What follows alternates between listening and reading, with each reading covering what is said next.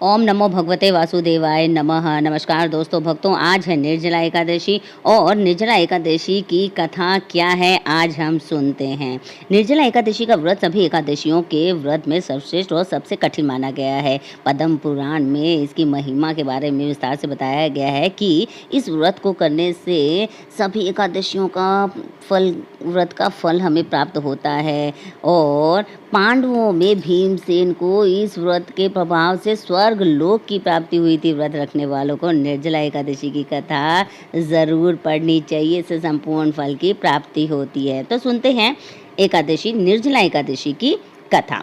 युधिष्ठिर जी बोले, जनार्दन, अपरा का सारा महात्म्य मैंने सुन लिया है। अब ज्येष्ठ के शुक्ल पक्ष की जो एकादशी है उसका आप वर्णन मुझे बताइए। तो कृष्ण बोलते हैं, राजन, इसका वर्णन परम धर्मात्मा सत्यवंती नंदन व्यास जी करेंगे, क्योंकि ये संपूर्ण शास्त्रों के तत्वज्ञ और वेद वेदांतों के पारंगत विद्वान माने जाते हैं। तब वेद व्यास जी कहने लगे, दोनों ही पक्षों की एकादशियों को भोजन न करे, द्वादशी को स्नान आदि से पवित्र हो, फूलों से भगवान केशव की पूजा करके नित्य कर्म समाप्त होने के पश्चात पहले ब्राह्मणों को भोजन देकर अंत में स्वयं भोजन करे। राजन, जननाशोच और मरणाशोच में भी एकादशी का भोजन नहीं करना चाहिए। यह सुनकर भीमसेन बोले, परम बुद्धिमान पितामह, मेरी उत्तम बात सुनिए। राजा युधिष्ठिर, माता कुंती, द्रौपदी, अर्जुन, नकुल और सहदेव ये एकादशी को कभी भोजन नहीं करते तथा मुझसे भी हमेशा यही कहते हैं कि भीमसेन, तुम भी एकादशी को न खाया करो, किंतु मैं इन लोगों से यही कह दिया करता हूँ कि मुझसे भूख नहीं निकलती है। भीमसेन की बात सुनकर व्यास जी कहने लगे, यदि तुम्हें स्वर्गलोक की प्राप्ति अभिष्ट है और नरक को दूषित समझते हो तो दोनों पक्षों की एकादशी को भोजन न किया करो। भीमसेन बोले, महाबुद्धिमान पितामह, मैं आपके सामने सच्ची बात कहता हूँ, एक बार भोजन करके भी मुझसे व्रत नहीं किया जा सकता, फिर उपवास करके तो मैं रह ही कैसे सकता हूँ। मेरे उदर में वृग नामक अग्नि सदा प्रज्वलित रहती है, अतः जब मैं बहुत अधिक खाता हूँ तभी वह शांत होती है। इसलिए महामुनि, मैं वर्ष भर में केवल एक ही उपवास कर सकता हूँ, जिससे स्वर्ग की प्राप्ति सुलभ हो तथा जिसके करने से मैं कल्याण का भागी हो सकूं। ऐसा कोई एक व्रत निश्चय करके बताइए, मैं उसका यथोचित रूप से पालन करूंगा। व्यास जी ने कहा, भीम, ज्येष्ठ मास में सूर्य वृष राशि पर हो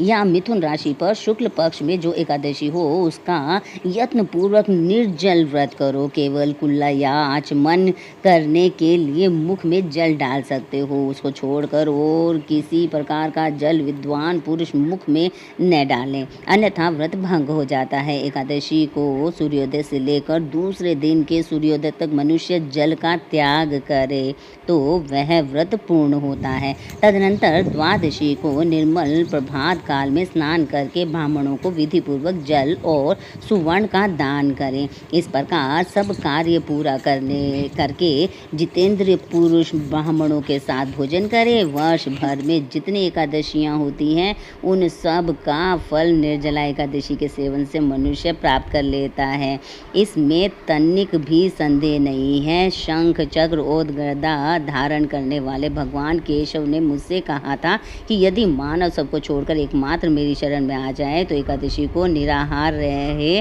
तो वह सब पापों से छुटकारा उसे मिल जाता है। व्रत करने वाले के पास विशाल काय, विकराल आकृति और काले रंग वाले दंड, पाशधारी भयंकर यमदूत नहीं आते। अंतकाल में पीतांबरधारी सौम्य स्वभाव वाले, हाथ में सुदर्शन धारण करने वाले और मन के समान वेगशाली विष्णुदूत आकर इस वैष्णव पुरुष को भगवान विष्णु के धाम में ले जाते हैं। अतः निर्जला एकादशी को पूर्ण यत्न करके उपवास करना चाहिए। तुम भी सब पापों की शांति के लिए यत्न के साथ उपवास और श्री हरि का पूजन करो। स्त्री हो या पुरुष, यदि उसने मेरु पर्वत के बराबर ही महान पाप किया हो तो वह सब एकादशी के प्रभाव से भस्म हो जाता है। जो मनुष्य उस दिन जल के नियम का पालन करता है वह पुण्य का भागी होता है उसे एक एक पहर में कोटि कोटि स्वर्ण मुद्रा दान करने का फल प्राप्त होता है। सुना गया है मनुष्य निर्जला एकादशी के दिन स्नान दान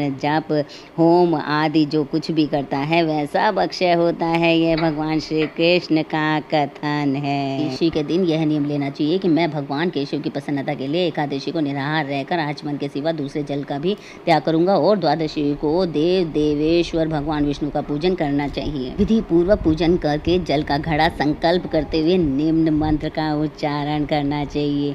देव देव ऋषिकेश संसारार्ण तारक उद्कुंभ प्रदाने ने माँ परमा गतिम, अर्थात संसार सागर से तारने वाले देव देव ऋषिकेश इस जल के घड़े का दान करने से आप मुझे परम गति की प्राप्ति कराइए। अब सुनकर भीमसेन भी इस शुभ एकादशी का व्रत आरंभ कर दिया। तब से यह लोक में पांडव द्वादशी के नाम से भी विख्यात हुई है। भगवान विष्णु सभी पापों को क्षमा करते हैं।